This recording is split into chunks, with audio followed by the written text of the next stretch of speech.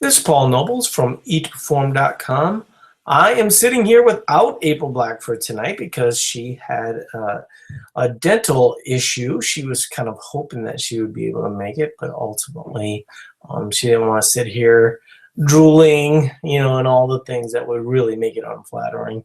And people would probably then go, I'm not really sure that I want to be like this drooling lady, but anyway, for the most part, we're going to be just kind of taking people's questions. At this point, nobody really has come out of the woodworks, but I will talk a little bit about what my weekend was like. Did 15.4. It's been kind of interesting throughout this open season. I did pretty much all of these scales. I did the first one, RX. I did fine, but I'm certainly not a games athlete or super athlete or anything like that. But did find the scaled to be a better approach for me. I actually thought week one that the scaled was a little light, and so I was sort of interested to see that the last couple weeks the scaled has been a little bit more challenging.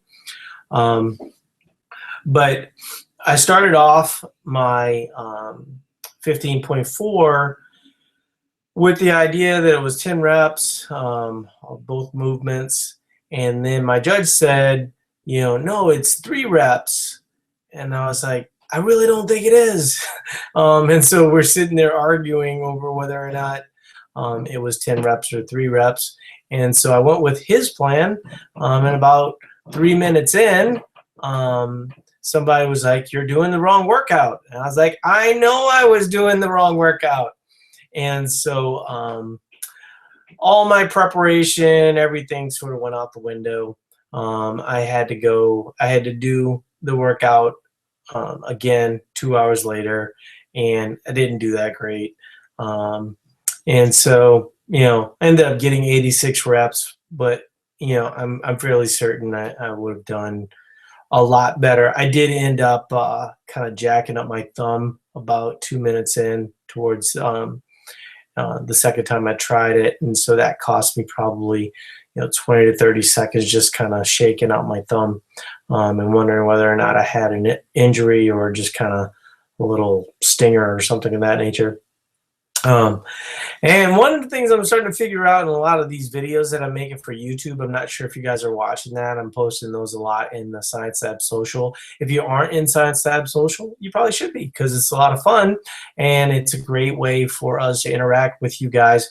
Plus, I'm throwing a lot of bonus content in there, and Mike has been doing a lot of really cool stuff. And I think more than anything, it's just sort of motivated Mike, James, and myself to get you guys cool information that would be helpful. And it's not really so much a take away from the coaches forum, because I think the coaches forum is where a lot of the real work happens. But it is a good addition, and it gives you access to me. A lot of people don't realize that I spend most of my time on the business side of things, and so I don't really always get to coach you guys the way that I would like to, because I spend a lot of time on the business side of things. And so I'm actually in the process of trying to put people in positions to take over some of that stuff, so it'll free me up more for customer experience type stuff, where I'm getting you guys the things that you need. And so that's really the big emphasis over the next couple months, and so we'll see how that plays out. But my workouts, Saturday, I ended up going for, Saturday was a control day. We did have a lot of people talking in Science Lab Social about how weekends are really tough for them. And I think that weekends are kind of tough for people. I think that the strategy for most people overall is to have some level of activity. One of the things that I did on Saturday, even though it was a control day for me, but it's a good thing for you guys to do, especially if, if you're going to go out and have a couple beers, something of that nature. I always recommend you do something. I think a lot of times we get into this thought process of, you need to kill yourself to get a result, and that's not really true. Like, for myself, I went for a 5-mile walk. Nothing too strenuous, because it was a control day. It wasn't that tough. I also kind of brought up the idea that you shouldn't hate your control days, and you should probably, focus on things that you like. I knew that night, as an example, I was going to be having brisket and ribs because it was a charity poker tournament event that I was involved with, and so that ended up being a great, addition to my control day. I think I had, something, pretty lowish carb. I mean, I wasn't like zero carb or anything of that nature, but yeah, I think that if you can do one of two things, if you know that weekends are going to be tough and you're going to have a couple beers and you're going to live up things a little bit, don't just restrict yourself to thinking, well, gosh, I missed the 10 o'clock WOD, so I'm screwed, and this day's just a bust. You can figure out ways to do things that kind of complement that, and frankly, sometimes you can get away with just doing the next day's workout, but it's one of those things that I think if you plan better, you'll have a better strategy for it. I think that if you're constantly in this mode of Fridays and Saturdays, I kind of have this bad behavior, and then I just pay for it the rest of the week, I think ultimately that's going to hurt your goals. And you'd be much better off having some level of activity, some strategy that really is complementary to, what you're trying to do, in the gym and get results and such. So we do have a few questions. Let's see. Ron was asking, hi, Paul, been on ETB program since February 28th, and my macros are following CrossFit days, 2,500 calories. His protein's 175. That tells me that he's 175 pounds, 247 grams of carbs, 90 grams of fat. Biking days, 2,600 calories, so it goes a little bit higher. Carbs a little bit higher. Rest days, 2,200 calories, so he brings down his carbs about 75 grams. So when I last had a body fat test, I was 27%. I would like to be at less than 20% and ideally below 15% within a year. I'm a 43-year-old male. How long should I stay following these macros? Well, as a 175 pound, well, I actually weigh 172, 173. But these macros are pretty similar to what I eat on a daily basis. I probably eat a little bit closer to the 2,600 calorie days. I'd be interested with, he's saying that he weighs 198, but these are the macros that I would probably be at. The couple thoughts about it. First of all, what's your height, Ron? That would be helpful. And then also, what's the reason behind the biking? Are you a competitive cyclist or something of that nature?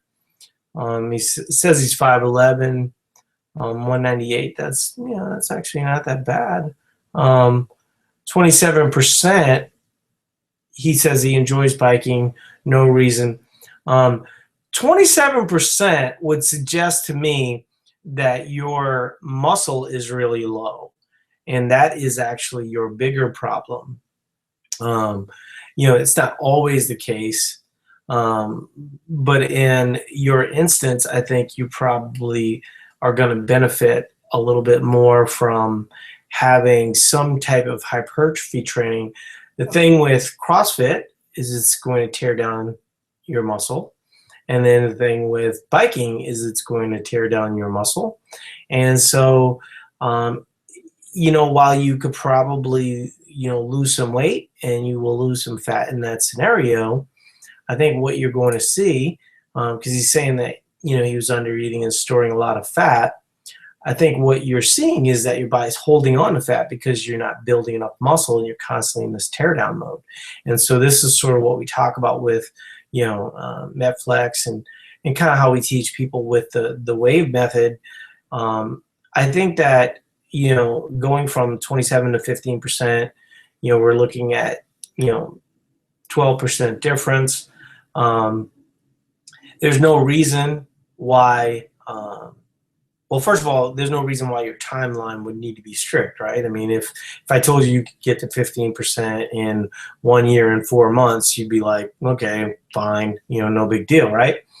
So let's say that we work you up to these calories and we add in like 1 or 2 days of, training that is a little bit more bodybuilding. One of the things I was talking about with, my weekend was really funny because I started doing squats on Sunday. Like Sundays and Wednesdays are days that I do like, kind of bodybuilding or some strength training, kind of depending on what my goals are at that time. But this Sunday I was doing squats and it was really more hypertrophy training.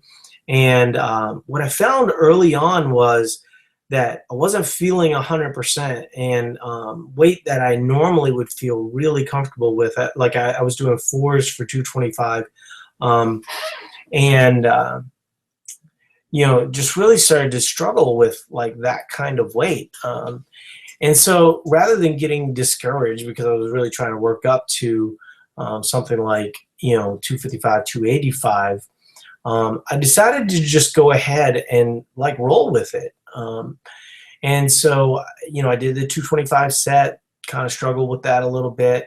So I did another 225 set, really focused more on staying in my heels. And then as I came down, what I did is I started to gradually up the reps. And, I worked all the way down. I went 205, 185, 165, 135, and then 95. And then as I was coming down, I would just add 1 or 2 reps. By the time I got to 95, I was at 15 reps, and I was doing sets of 2 each time coming down. So I went, 1 set up, 2 sets down. And I mean, part of it is just my I wasn't feeling 100% for whatever reason. I have no idea. But I mean, my quads are really, hurting there. One of the things that I think we just sort of overthink, with like CrossFit and with, biking or whatever, is that it's that sense of failure. It's the, the delayed onset muscle soreness that I feel. That actually does lend itself to building newer, leaner tissue. And that's probably what you need to have a little bit of focus on. I wouldn't say, you want to go crazy with it, because I like the strategy that you have is probably real good for expanding your work capacity. But what we really want to do is sort of get, those macro numbers up until we're in a cutting cycle. For you to get to where you want to go, you're going to have to lose roughly 24 pounds of fat. And so the way that I would have you do it is in, probably 2 or 3 cutting cycles. And so if you just started off, 20 days ago, you're probably going to want to, get comfortable with higher macros for probably somewhere in the neighborhood of about 3 months.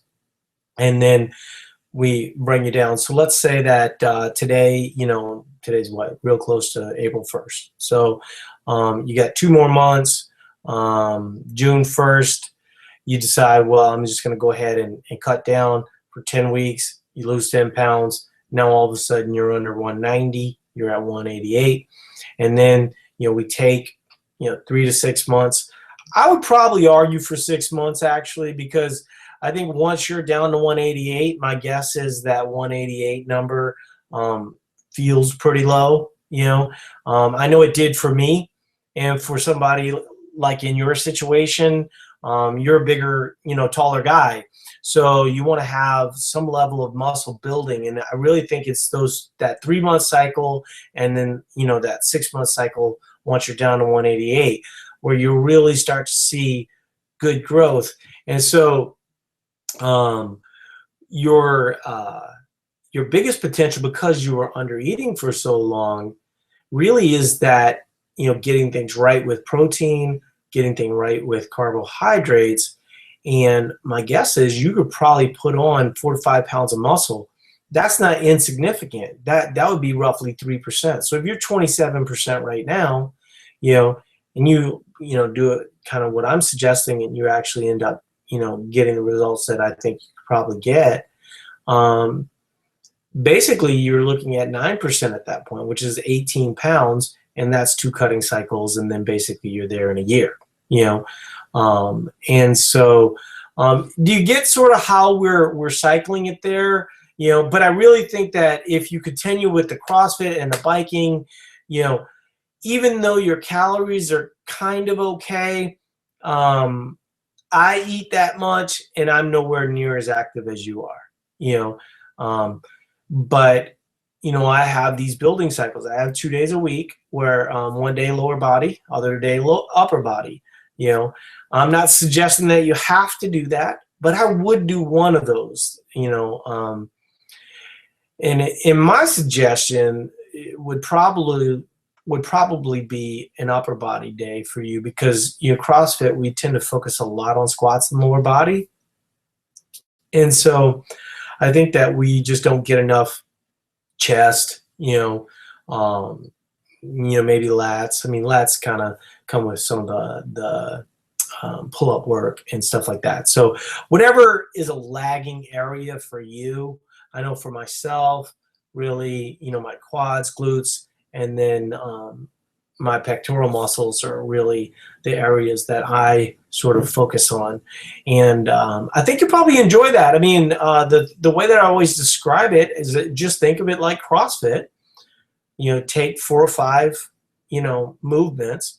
Just don't do them fast. Take an hour to an hour and a half. Use open gym for that. And then and that's what I think is probably going to be the best approach. But yeah, he did say that ultimately, as long as he got there, he wouldn't really care so much about the timeline. The last thing I'll say on the topic before we kind of move on to the rest of the questions is you got to be really serious about going down to 188. I think what happens with a lot of people is they sort of get into this mode where they were under eating, like you mentioned you were. They start eating correctly, and then they start feeling great and working out great. And then, I say, well, okay, now let's focus on, some focused fat loss. Like, it's not that big a deal to me anymore. I'm having a good time working out. I would still say focus on your results, because it is sort of alluring, myself, I just cut down on 170. And I sort of said, I really don't want to be much smaller than this. I'm sort of leaving the door open. I might go down to 160 actually. What I need to see is how much muscle I can gain in the next 6 months. If I can gain, 5 pounds of muscle, I think that would probably be a little harder for me than you, because I've had a little bit better understanding for a longer period of time. But if let's say 6 pounds, and let's just, round up,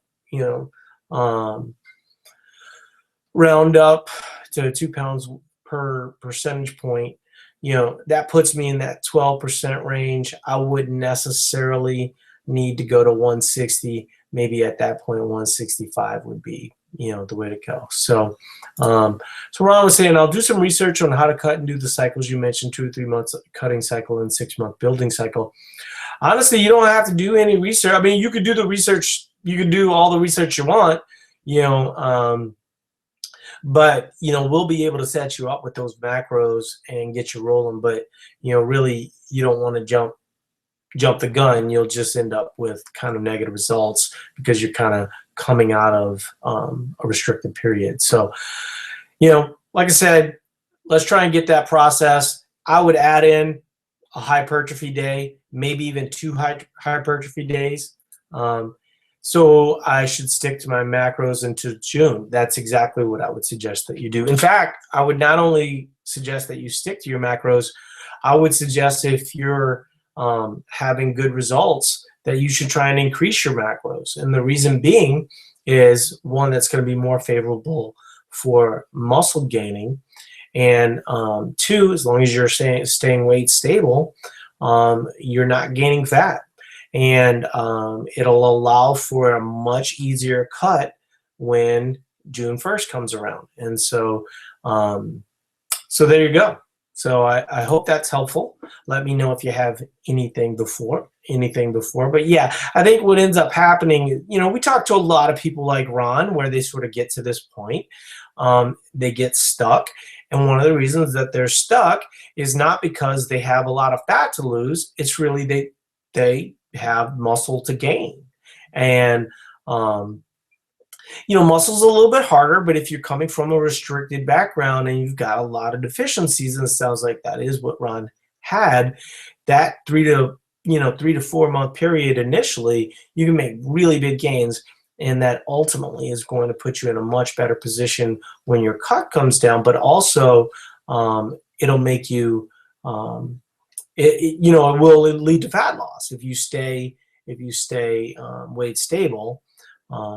Gaining muscle is obviously not fat, and so you've lost fat. So Evan was saying, Paul, I'm at 3,100 calories for my total daily energy expenditure. I have a CrossFit competition in 2 months and would like to lose some body fat to make gymnastic movements easier and be a bit faster. How would you structure your meals if you were in my shoes? Also, what foods would you eat? I lift 4 days a week, lifting in Metcon each session. I usually train at 5:30 p.m. Could I wave method into my competition? Simple answer is no. By the way, I'm 23 years old. I weigh 186, and I'm 5'6", around 15% body fat. So you're essentially Matt Frazier. And if I were you, I would want to be more like Matt Frazier, not less like Matt Frazier, right? And so if, the way that we do it, okay, and the way that we sort of coach our games athletes is we want you stronger going into competition. And so, focusing on, your body weight movements and improving your body weight movements in the next 2 months, you will lose more capacity losing weight than you will gain by losing weight, if that makes sense. And so what I would sort of suggest to you is maybe be a little bit more diligent about your control days. And then as an example, if what I would like you to do from a wave method perspective, because I truthfully think that at 5'6", you probably do want to be under 180. But I would coach you to do that, probably 175 to 180 makes a lot of sense for you, given that you're 5'6". Because there's not a lot of people like Matt Frazier, right? Like having 185 pounds on a 5'6" frame isn't very common. The fact that you're 23, though, puts you in a really good position. And so the two things that I would say is be a little bit smarter about your control days. The other thing that I think would be really super favorable would be focusing on long endurance. And that is going to be one of the biggest things that most people fail on. And I think that would probably be more helpful than cutting, going into a competition, because, once again, going into a competition, we want to be expanding work capacity. Trainers call that peaking. What you're talking about is a scenario where, it doesn't make a lot of sense. Then coming out of the competition, absolutely we could do something like wave method, or find a period where we would do a wave method. I'm usually not a fan of a guy like you dieting, to be completely honest with you. I don't know if you know Taylor Jackson. Taylor, exact same scenario as you are. He's young, and he was 170 pounds. I think he's 190 right now. The difference between Taylor when we first started talking and now is like, from boy to man. If I knew what I know right now at your age and at 5'6", honestly, I'd probably stay at 186. It's just so much more favorable as a CrossFit athlete to be able to move big weight comfortably than it would be to be able to do burpees better. I always joke, I'm not in this shit to be better at burpees. I think that that's true for you. I think that trying to get better at body weight movements. Let's see, how would my control days look like? Basically lower carb. What you don't want to do is you don't want to end up going to 190. I would just like to keep you at 186. Like I said, I think, certainly working on some level of progression related to body weight movements might make a lot of sense too. But, how are you on long endurance? I mean, do you run a lot? My guess is that answer is probably no, right? Because if that answer is no, what I would do is add at least one day a week where you're running 6 to 10 miles. Pretty much every CrossFit Games athlete I know does that, and it makes big differences for them, but, once again, we're talking about expanding work capacity. I just feel like if you look at Noah Olson, he's also built like Matt. I mean, these guys, like when you see them in real life, you're like, wow, like they seem like superheroes on TV. And then, I mean, I'm like, 5'9", but I seem much taller than them. But I mean, these dudes are thick, and that is just so super favorable if you want to get to that next level. And not everybody's gonna get to the next level, but like even in the case of Taylor, for him to go from where he was to even being remotely competitive as an RX athlete and things of that nature, it really is kind of a fun and more joyful experience. And thinking that having your weight lower is gonna help you that much, I genuinely don't think it will. Not as a man. As a female, I think that it probably does make some sense. But once again, not going into competition because you want to be peaking going into competition. So I hope that's helpful. Like I said, the two things that I would be doing right now is I would go ahead and I would start doing some weighted stuff, especially slow. Kind of what I was talking about with Ron. Don't always just WOD. Don't try and WOD your way in to be better at competition. Have some weighted stuff because that'll make your body weight stuff easier. And add a long endurance day. And it's going to suck.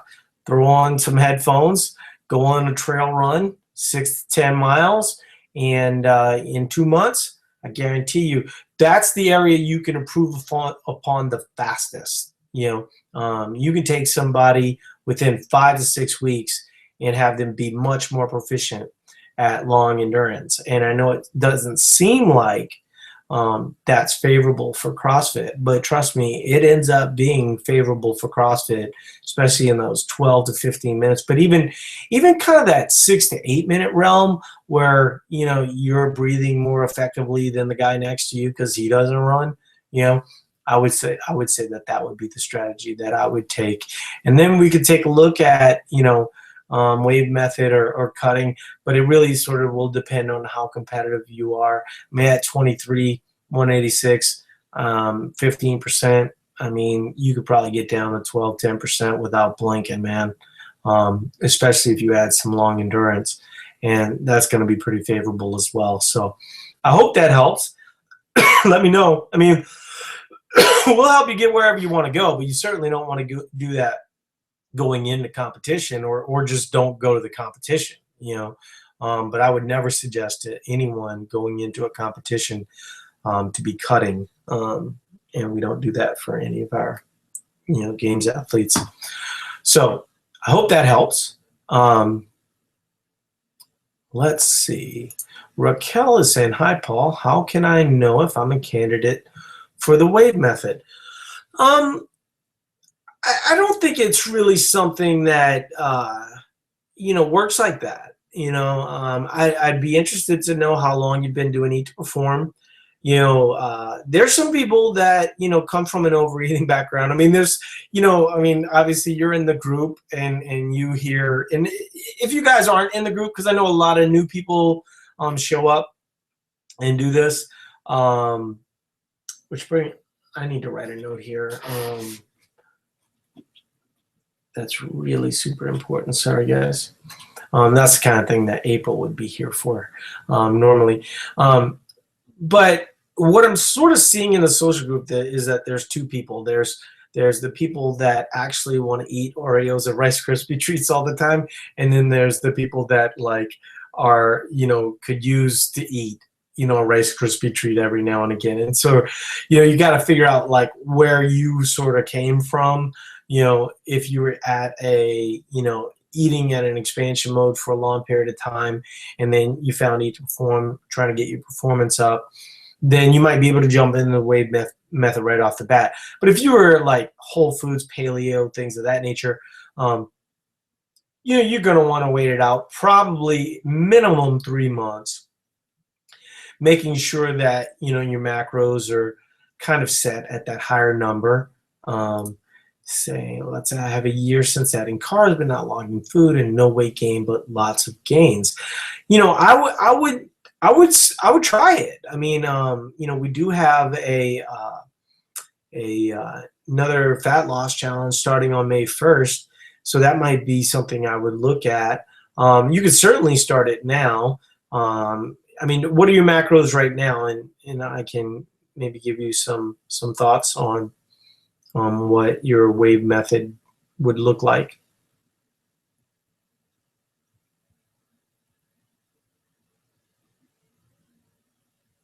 Let's see. Well, she's getting me that information. I'm assuming that she's typing right now. Let's see. I'll wait for her to get back, but I'll ask or answer Rochelle's question in the meantime. I've been battling plantar fasciitis for 2 years, and my doctor just instructed me to quit all activity except swim and bike until I complete 10 sessions of PT and reevaluate. Should I stay with controlled day eating until I get back to the gym? That answer is no. Been working on pull-ups, push-ups, abs to try and maintain some strength and kind of limit it. I like that plan. There are other things that you can do. I mean, why wouldn't you be able to row? You know, it would seem like rowing would be an option, right, Rochelle? I think the long story short is you really need to stay off your feet. But in terms of, you know, being active, you could certainly work around that. Now, it is sort of difficult to get that. Yeah, I mean, I would ask about rowing. I would also ask about Airdyne. I mean, it doesn't seem like Airdyne would be too difficult on your feet, but, you know, I could see where he might make an argument that it would be. So, yeah, I mean, I would say rowing is probably something. I mean, you're probably going to be rowing for a while, but I would not give up my activity, and certainly you never want to go to just all control days all the time. You would want to lower your carbs, but you're going to want to keep your muscle mass, and you're going to want to, I mean, I think it's a great time for something like what I was talking about with Ron. rather than focusing on, you know, running and all this other type of stuff, you could certainly, you know, do some more pump style training with dumbbells and kettlebells and stuff like that. I mean, that should, you know, keep you off your feet. I mean, you could technically do those types of movements on a bench. And so those would be the things that I would really focus on, really on the upper body strength. And then, you know, see what he'll let you get away with. Leg press might be an option for you, maybe even some squatting. Like I would think pause squatting, where you're mostly driving from your heels, probably wouldn't be near as bad. There's a lot of things that you can do that, you know, I think would be really good for you, because you're you know, like I always talk about, I mean, the big thing that people neglect is that muscle building. And so some level of pump style training, you know, could keep you in the game. But obviously, you know, you're going to have the opportunity to have, you know, 3 to 4 control days a week, and that's not a bad idea either. So Raquel did get back to me. She's saying 2,000 calories, 75 grams of fat, 200 grams of carbs, 125 protein. Let's see. Michelle was saying I can ask about rows that as possible. So Raquel's saying, you know, looking at going to something like the wave method, you're in an interesting position. You know, I think your calories actually aren't, I mean, if you're 125 pounds, your calories might be a little low. You know, 200 grams of carbohydrate, you know, once again, let's see, 5'2", let's see, 5'2", weigh 125, 128. So I would probably be pretty cautious with you. Normally I would go with like a 650. So normally I would subtract 2,000, go to 1,350 and start your numbers from there. That's not what I would do in your situation. What I would do in your situation is I would probably start the first wave at about 1,600, and then that middle at 1,400, which is more of an active rest day, yoga, things of that nature, and then 1,200 for your rest days, with a focus being, you know, something like, you know, really Metflex style, where you're having, you know, the good majority of your carbohydrates on your workout days. I would try to keep as many workout days as possible, but we're really not looking at a huge deficit. I'll try and do it real quick in my head. So let's say that you were working out 4 days, right? And you had the 1,700. So you're basically at 5,800. And then, you know, one rest day, that puts you at 7,000. And then two low active days puts you at 9,800. And so what does that put you at? You know, let's see, 9,800 divided by 7. Just give me 1 second. This is all a little easier when April's here, but and then of course my calendar, or my calculator isn't showing itself. Let's see. Well, what? It's always hard doing math. 84 is 12. 91 is 13. 98 is 14. So your average is about 1,400 calories. So that's about 600 deficit over time. What are your thoughts on that? You know, does that seem to make sense? And then what you would do, because what I did there was I had 4 active days. I had 2 low active days, you know, where you might be rowing or you know, going for hikes or yoga or something like that. And then basically, if you know, you should be seeing some gains at your weight, though. I mean, it's going to be really hard. I think really your approach should probably be just to get under 120, and that would make a big difference. Do you have any idea what your body fat percentage is, though? Because that would color the way that I would think a little bit.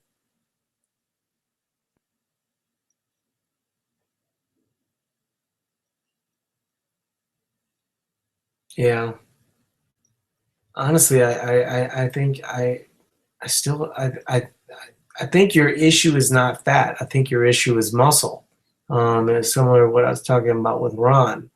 Um, if you're doing CrossFit um, and you're not doing like high rep sets, you're not going to be gaining that muscle. And so focusing on fat loss when, you know, you're at the body fat percentage that you're at, I think you're just playing a game of attrition. Um, you could try it, but you know, I I think what's going to ultimately end up happening because you don't have enough muscle is your body, even if you go under 120, you're still going to end up being 26, 28%, because your body is just going to atrophy. And, until you start doing, some hypertrophy type training, I still think 2,000 calories, even for 5'2" person, is just too low, especially for someone that's pretty active. And so if you're not kind of pushing that top end, then you're going to struggle. Now, I could be wrong. Like I said, if you're, let's say 30%, let's just do it that way. So it's 70. You're basically looking at about having, somewhere in the neighborhood of 90 to 92 pounds of lean mass. I mean, I think you got to get to 100, for lean mass before, you're really in any discussion. I mean, if for instance, we can get you to 100 pounds of lean mass, how old are you, Raquel?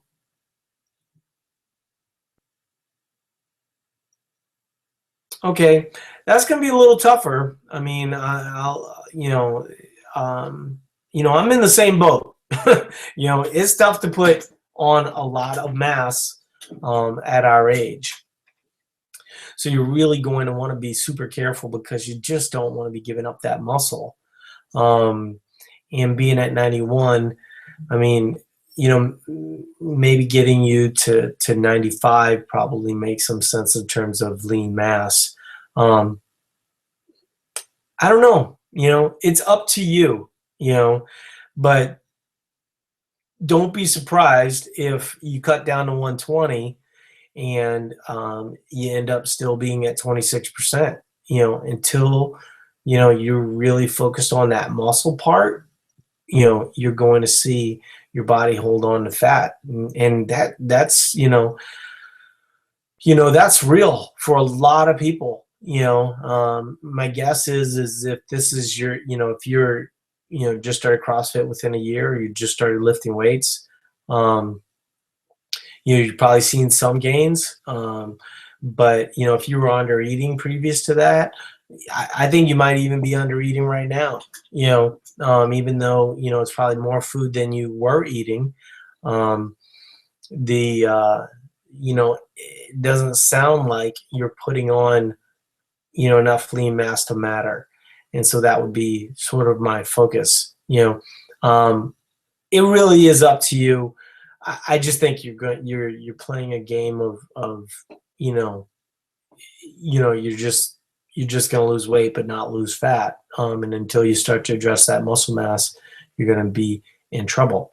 Once again, I could be wrong. It really depends. But whenever somebody has that lower muscle, we always focus on the really trying to get them to get more muscle and do a little bit more pump style training, and not always go with the HIIT training and not always go with the running and stuff like that. So I hope that's helpful. I mean, certainly you're not unhealthy. I mean, that those are fine percentages. But if you want to get to the, the 20s and the 18% and things that, things like that, you're really going to need more mass. And so I would, talk to April, see what she has to say about that. And, we'll help you try and get to where you want to go. But, I feel like it's putting the cart before the horse to, really cut weight. I mean, it's not going to be fat, or what little it's going to be fat. I mean, you might end up, going down to 25%, but then, going to 89% lean mass for muscle. And that's kind of a bummer, especially for someone who's trying to get better at exercise. So I hope that's helpful. Kind of a downer, I think, probably not the best news, but, certainly something that, I'll keep going. It's very helpful. I'm just saying, like, whatever you're doing, just, think about what I was saying with Ron, where you do those slow circuits where you're really sort of building up. And I got to tell you guys, I mean, I'm in the same boat. I don't have a ton of muscle mass. I mean, I didn't, start lifting weights until, I was 40 years old. And so, these huge gains, that's kind of what we were talking about with Evan. It's like, man, I wish I was in his situation. I sure as hell wouldn't be dieting. I'd be just trying to look like the Hulk. It's nice to be able to have conversations with young people like that where, they have the potential because, like Raquel's saying, I mean, it gets harder as you get older and you're trying to put this mass on, but, some of it's genetic. I mean, there's just a lot of factors that go on here. And the best thing that you can do is just do the best thing you can do, being 26 to 28%, is a very healthy body fat percentage for a woman. And depending on where you carry that fat, it's really healthy. There's just some people genetically that are meant to have certain, amount of weight around their hips and chest and, and that affects women much more than it does men. So I would really start looking at slow circuits and really try to do kind of hypertrophy training, and I hope that ends up being helpful for you. But we're always around, and you can always hit us up. So Mark had a question. Let's see, having trouble understanding all the terms, don't come from a CrossFit background. Hypertrophy just means that you're doing focused, pump style training, so like really broing it up in the gym and stuff like that. Saying I didn't sign up for coaching when I bought membership. Is it still available? You could still get the coaching. I always like to say to people that the coaching is really just an extension of the forums. The forum, you can get the exact same level of attention. It just really comes down to what you want to put into it. If you have accountability issues, then the coaching probably makes some sense. So what I would do is in the forums, I would, or even in Science Lab Social, we can get you in touch with April, and you can decide whether or not you want the personal coaching or not. So, but hypertrophy training is just muscle building, right? Focused muscle building. So Derek's saying, hi, Paul, have you made any progress on the Kickstarter idea for the body fat machine in gyms? I haven't. I really like the idea of body fat in gyms. And it sort of depends on the gyms. We do have body fat machines in about 10 gyms across the country, and some of them are really doing a good job with it. The problem that I run into is that I sort of have to babysit the body fat, and it's not, we sort of run, a virtual business, and we really want the customer experience to be like that. I do sort of envision it sort of like what we were doing with today. If you saw Science Lab Social, we're going to do something in the Twin Cities where I'll basically take mine. Fayetteville, they're talking about doing one. We could probably get April a machine at some point where she could maybe, go to Raleigh or Charlotte or try and do some things like that. I don't know where that's going to go. I just do think that body fat is a big part of what can help people progress. And so I'd like to be able to expand upon that idea. But at this point, we're kind of being pulled in a bunch of different ways. And what you're seeing with Science Lab Social and what I'm seeing is that I'm needed there, and I'm needed in general. And, things that pull me away from, interacting with you guys always seems to be a mistake. Now, if I can find someone that can do it and we can make the money work and stuff like that, then we'll do it. And it's definitely something that I consider a priority, but I don't think it's something that's going to happen, overnight, as an example. Saying, are you focusing on CrossFit boxes or Globo gyms? I think it's funny that people think that we're like so CrossFit centric. I CrossFit, but I powerlift, the problem that you run into, though, for instance, I work out at a powerlifting gym in Burnsville, Minnesota. Okay, it's 5 miles from my house. They don't have enough members, So, the money's never going to work for them if they don't have enough members. And so that's really the problem that you run into. I mean, if they have 200 members, let's say they have 400 members. All those members are paying like $19, like $30, CrossFit gym, they're paying like 200. They might only have 200 members, but it's still $40,000 a month, right, that they're bringing in. The other scenario, they're only bringing in 12 grand a month, and they have kind of a passive user base. So they're probably not as, focused on results. And a lot of the dues that they're paying, those people don't show up, and so that's something to think about. But no, I mean, if the money were to work right for any type of gym, I mean, we're not affiliated with CrossFit in any way, shape, or form. I just do CrossFit occasionally. I'm not very good at it. It's always kind of funny to hear, Derek and Taylor and these guys, and kind of, they're much better at CrossFit than me. And then, listen to what I say. Maybe I should be listening to what they say. Maybe something you can incorporate into the coaching program. I mean, that is part of the thinking that we'll have with the coaching program. I have a vision for what I believe that the coaching program will be, and the body fat percentage could be a part of that. But, what it really comes down to is, what's the main focus? And for me, can we get people results without having that additional headache of, is that body fat machine warranted and all this other kind of stuff? I mean, it's really get you focused on a lot of things that don't really contribute to the business all that much. And so that's my thoughts on that. So anyway, I think that's going to be pretty much it for us. So if you guys have any other questions, obviously you can hit me up in the social group. If you have any coaching questions, you can, ask April and all the moderators in there. But yeah, Derek, I mean, like, just to kind of finish our conversation, I mean, part of the idea is kind of, building these troops of coaches that, can mentor people. And I would certainly love for body fat percentage. I mean, yeah, Mark's asking about the social group. What is it called? I think it's Science Lab Social.